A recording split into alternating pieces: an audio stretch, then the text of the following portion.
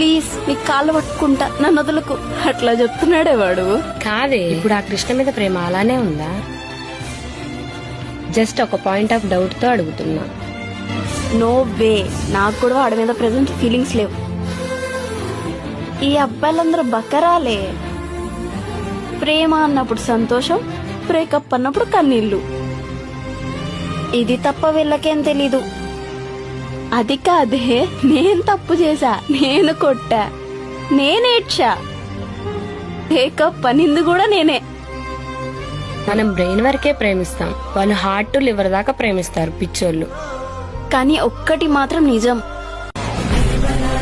దేవుడా, నేను ప్రేమించిన అమ్మాయి నా జీవితంలో వచ్చేలా, తనెంత పెద్ద తప్పు చేసినా సరే నాకు కోపం రాకుండా ప్రేమగా తనని అర్థం చేసుకునేంత మనస్తత్వం ఇవ్వు స్వామి.